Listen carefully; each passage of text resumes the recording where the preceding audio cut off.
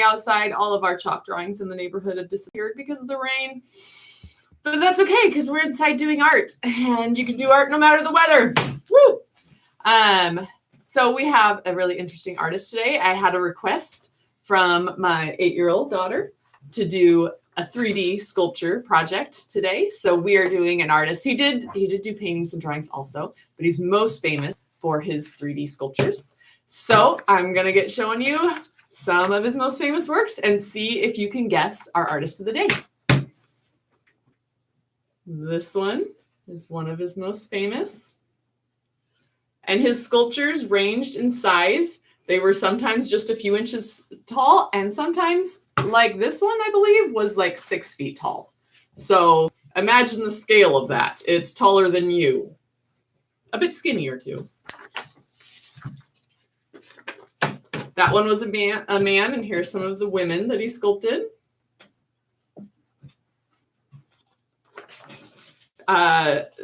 I learned today that when he sculpted men, they were usually in motion and walking, and the women were all standing.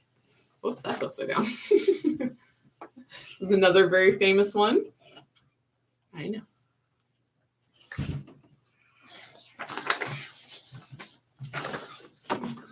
And here we go. So sometimes the figures are just standing. Sometimes they're seated or propped up against something. Most often they're people, but sometimes we get some animals in his work as well. He goes animals. Animals. Yes, animals. Animals. Yeah, we'll keep working on that. He did end up working on busts also. And when we talk about a bust, we're usually talking about like from here up on a person and just ignoring the rest of the body. And this is super thin from the front. If you looked directly on, you would hardly see much, but from the side, we can see the whole profile of the face. And I love the texture in his work. He was always scraping away and taking more and more away from it. And you can see the marks all over. Some of his are a little more abstract and some are more naturalistic. Here he is with a number of his works. You can see the variation in size. And like I said, he didn't just do 3D. He also did drawings and paintings. This one does have some color to it, but again, I only have a black and white printer, so this is all I could show you. In fact, towards the end of his life, he did a lot more paintings, but just hundreds and hundreds of these really thin, elongated sculptures, especially post-World War II. His sculptures got bigger, and as they got bigger, they just kind of like stretched. Now, they didn't actually stretch because these weren't made of, rubber or gum or anything like that, but they got bigger and bigger, and he scratched out more and more until they almost seemed to disappear. Yes, there are 3 people here with us today.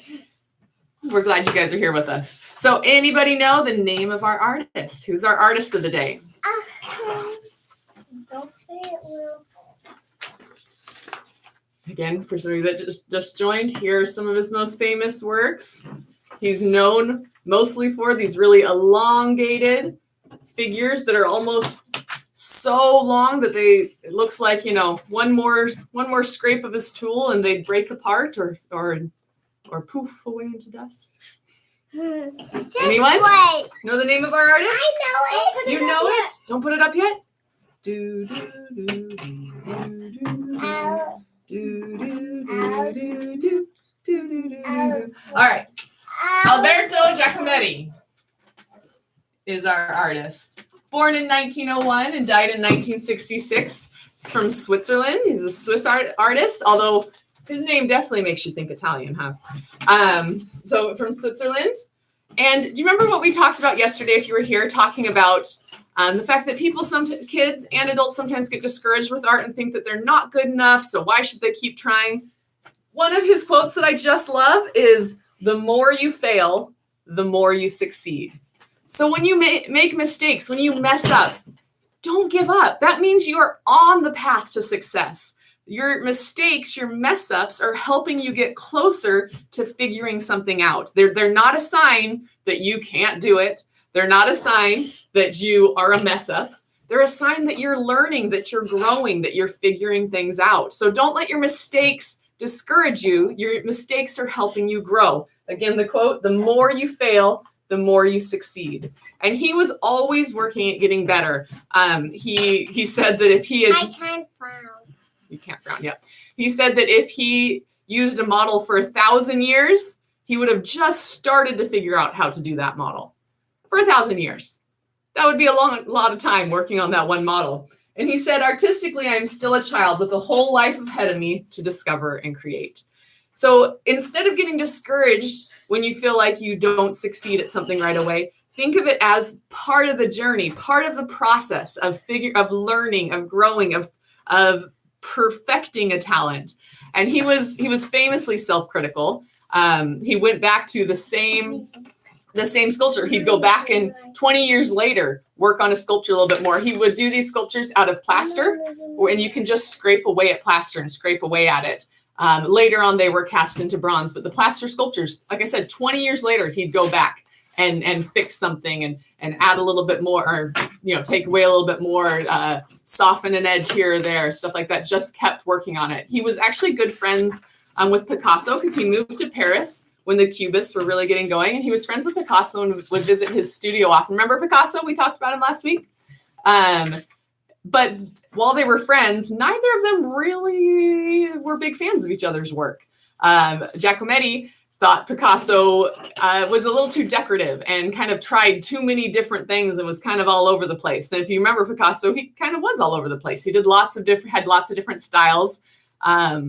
And Picasso thought Giacometti was kind of boring and needed to try something new instead of just doing the same thing again and again. So art is different for everybody, and it's okay if your art looks different than your neighbor's, or your best friend or whatever. And he did. He went back to the same elongated figures again and again and again because he felt like he wasn't quite there yet. He hadn't completely figured it out. He was friends with the Cubists. He was also friends with the Surrealists. And the Surrealists in Paris, they focused more on images from dreams, from painting or sculpting from their dreams. And he was really closely aligned with the Surrealists for a while. But then he felt like his images had gotten a little too abstracted and they didn't make as much sense, and he needed to use a model. And so he had a falling out with the Surrealists. They charged him with treason. Apparently they took this very seriously, and he broke with the Surrealists because he wanted to use models. The two models he used most often were his brother Diego. I'm not sure what's happening over here, but whenever I say that, I want to sing Diego. Diego. So his brother Diego posed for him again and again. Remember, his men in his sculptures tend to be moving, walking, doing things. And then his wife, Annette, posed for him again and again and again. And he was really hard on his models. He expected them to stay still for a really, really long time, but not just stay still and be zoned out. He wanted them focused and looking at him and paying attention, because you can't tell in these little sculptures, but he spent time on the face, and the eyes were really penetrating. You can see that a little bit more kind of in this one. Where we do really, despite the abstractness of it, we do really get a strong face there from the sculpture. So, what do you think of our artist today? What do you guys think? Thumbs up? No. Lou, what do you think of his stuff? If someone asked you to describe it, how would you describe his sculptures? Kind of like this, but what words would you use to describe it? If someone had never seen it, how would you say they look? Skinny. Skinny? What other words would you use to describe them? They're too skinny. They're too skinny. Tall. Tall.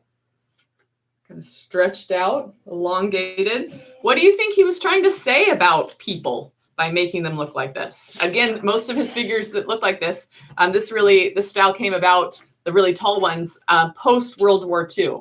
What? There's 3 people. Yeah. He was a workaholic. He refused to move into a house. He wanted to just live in a studio, and he did. It was a shabby little studio, and he lived there for the rest of his life. Stretched. That's another good word. They've been stretched, worn thin, maybe a little worn out. He was kind of tired looking because he was a workaholic. Lived in his studio, despite the fact that his wife Annette really wanted a house. They lived in his shabby studio for the rest of his life. And it was a mess. Apparently, it was just plaster and scrapings and stuff everywhere. Famously, even a tree branch grew through the wall, and he just let it do that and just kept working and just had stuff everywhere. Mom, Yes. Even dirtier than Grandpa Baker's office. Possibly. So dirty studio, and yet somehow these delicate, gentle sculptures survived in the midst of the chaos of a studio. So for those of you that are just joining us, our artist of the day is Alberto Giacometti, Swiss artist, 1901 to 1966. So how old was he when he died? Math time. I don't know it's math. Yeah. So, No. Maybe we can't even do it. no, he was not over 100 years old. He was one of our younger artists.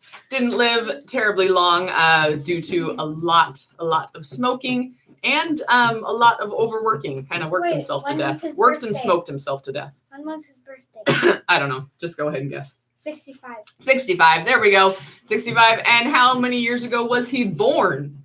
If he was alive today, how old would he be? He'd be over 100. He would be over 100. I'll let him think about that question. Oh, we had another student join us. Hello.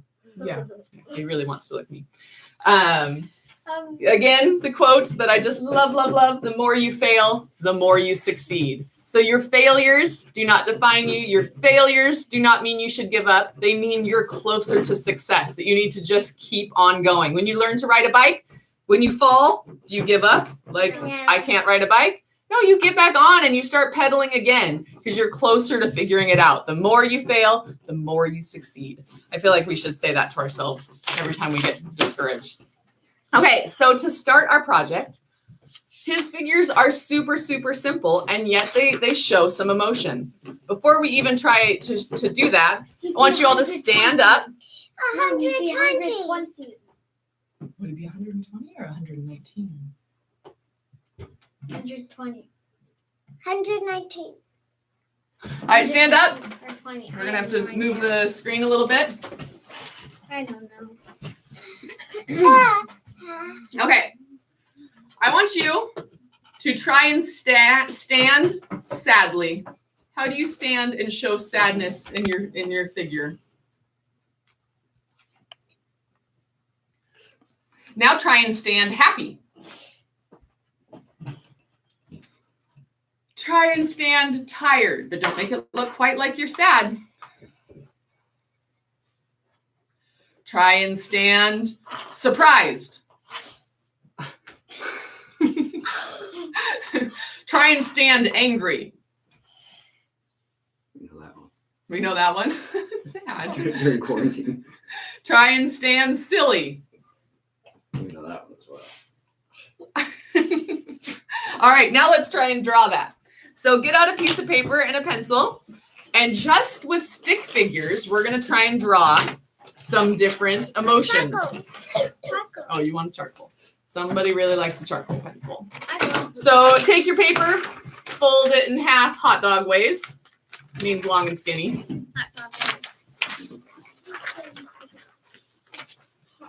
And then fold it in half the other way. So that now we just have this little guy. Okay. So then And when you open it up, it has how many? 4 lines. 4 lines. 2 lines. We've got 4. 2 or 4. Okay. In each of your rectangle spaces that have now been made, I'll draw a line down the lines so you can see. We folded it, so we have 4. In each of the 4, I want you just using a stick figure. And not that his figures were stick figures, but they were about as skinny as sticks. Just using a stick figure, I want you to show 4 different emotions. Okay? Just using a stick figure. So try and draw an angry stick figure, a happy stick figure, a sad stick figure, a surprised, whatever 4 emotions you want to choose. But try to draw. Oh, here's a sharper pencil left. Okay. Try to draw emotions using just a stick figure. You don't even have to put any eyes, nose, or mouth on it. Or you can.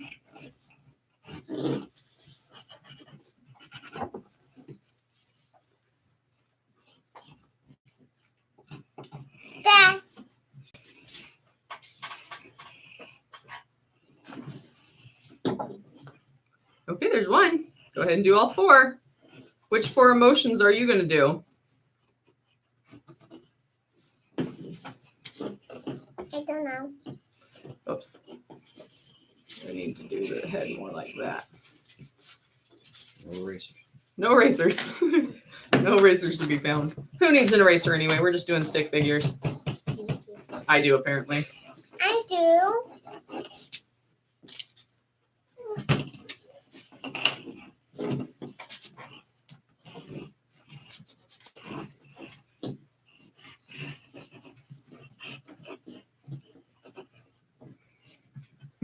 What's my 4th emotion going to be? What 4 emotions are you drawing? Sleepy, scared, mad, and angry. Mad. Sleepy, scared, angry, and happy. Nice. Oh! All right. Here are my 4. What emotion do you think I drew here? Angry. You're right. What emotion do you think I drew here?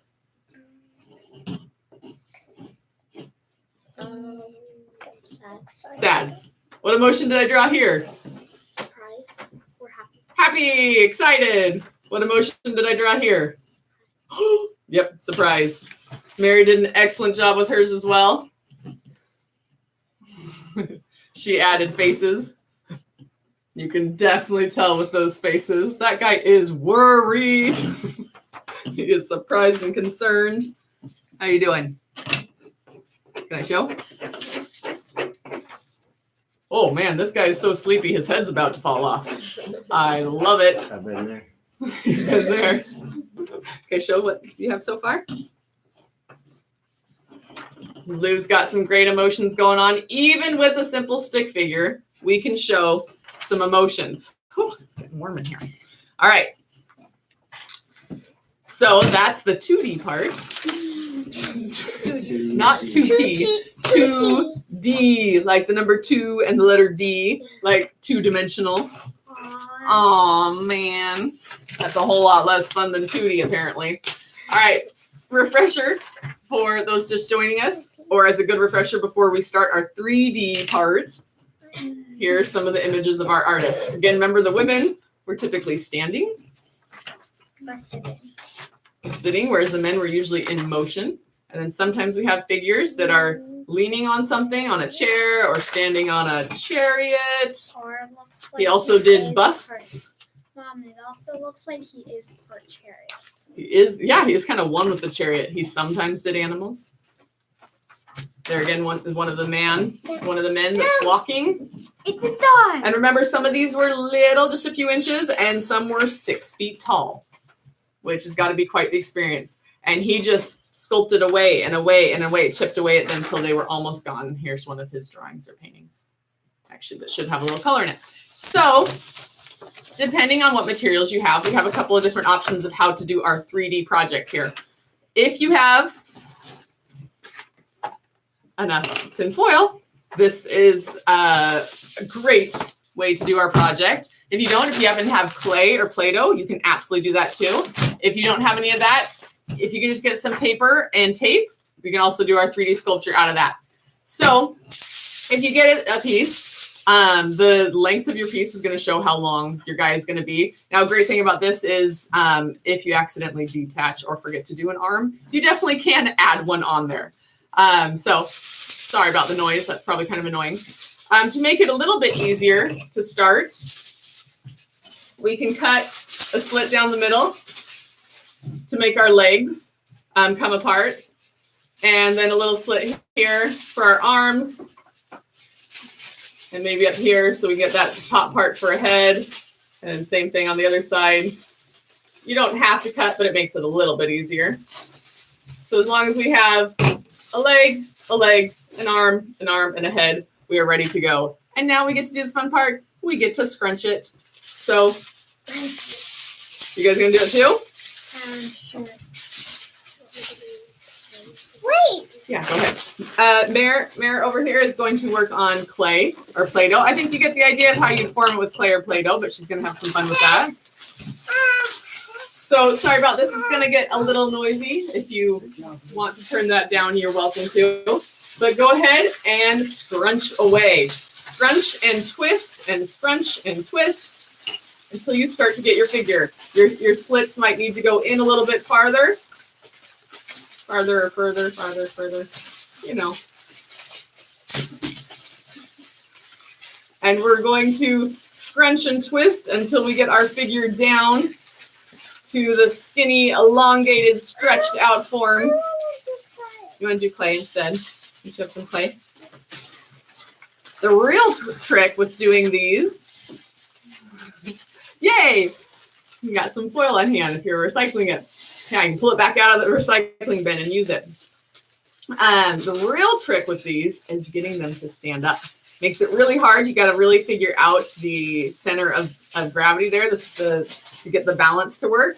You might have to add a piece or two to the bottom, but add some, engineering skills into our art here.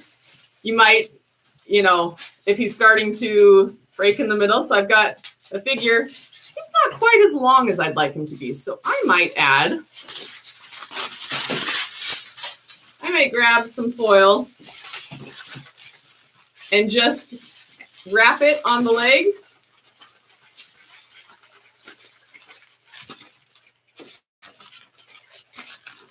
To make it longer.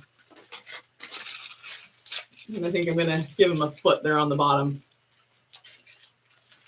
And so that added piece just kind of scrunches up together with everything else. And the trick is, like I said, how are we going to get him to stand? He's definitely not ready to stand yet. Yep, got to scrunch and squeeze a little bit more. Got to get it nice and elongated.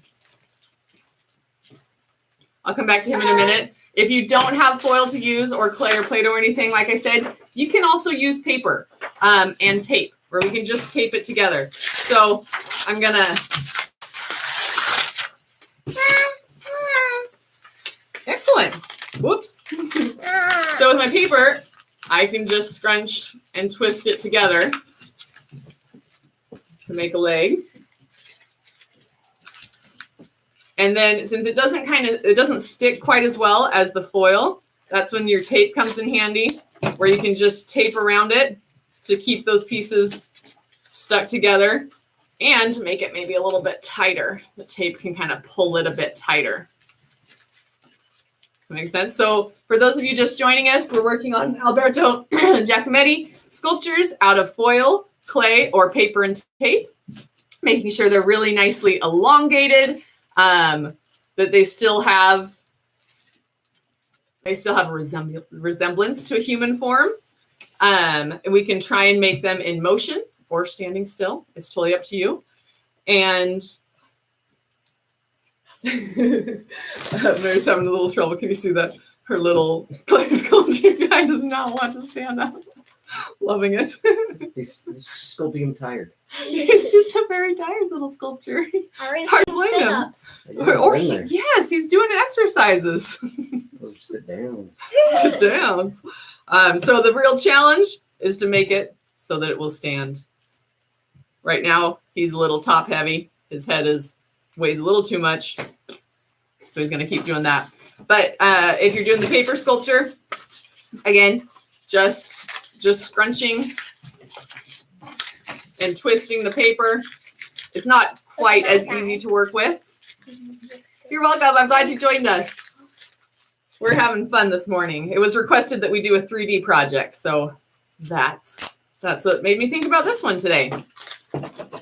But easy to do with materials around the house. You don't have to go out and get any materials, which is good because we're all at home, right? And you just use the tape to kind of put that together. Hopefully you have a little bit more tape than I have on this roll, and you can just wrap it and wrap it and wrap it. Any kind of tape will do. Any kind of paper will do. I use construction here, but I would just keep wrapping it. Nice. Can he stand? Oh no, his head fell off. Oh, there we go. We got him standing. Though I'm not sure he resembles the shape of Giacometti's figures very well, does he? And then using the tape, we just start to get our legs and stuff together. I'd rather go back to working on my foil sculpture though. So any questions about our artist of the day or about how to do our project? No. Oh no, he's a hunchback. He is one of the artists that forgers have tried to make copies of and sell their fake Giacomettis as real ones to make lots and lots of money. So it's one that the auction houses and stuff look out for to see if it's a real Giacometti or not. I think my guy's a little too skinny there in the middle to support standing ever. How are you doing? Are you doing it at the same time or are you doing it late? Are you waiting till later?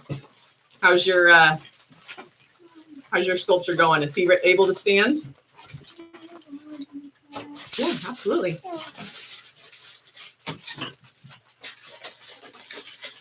And if you don't have any of these materials or don't want to do the 3D, remember he also did do paintings and drawings. So you could have someone model for you. Remember, he made his models stand really still for a really long time, but they had to be really engaged in looking at him, not zoning off.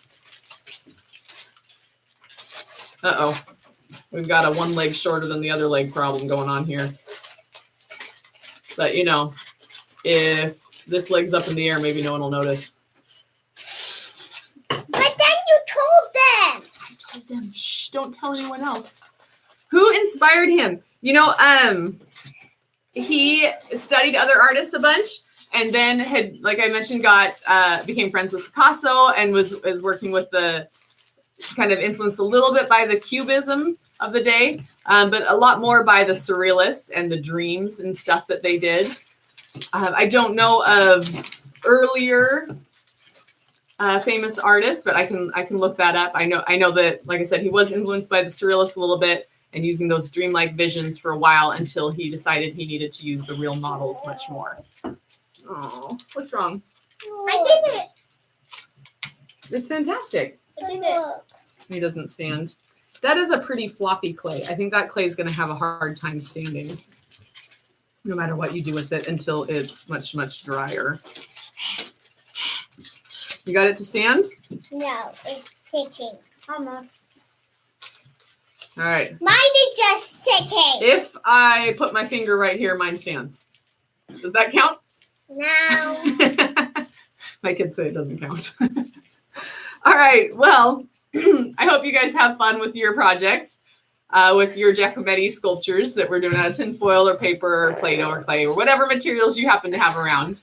And let's all remember, the more you fail, the more you succeed.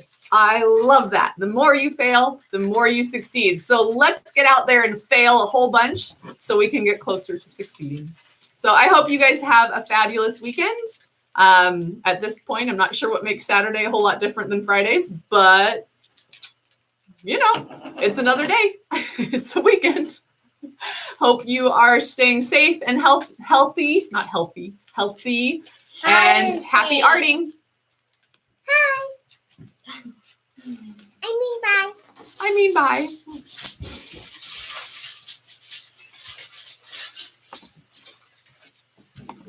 All right.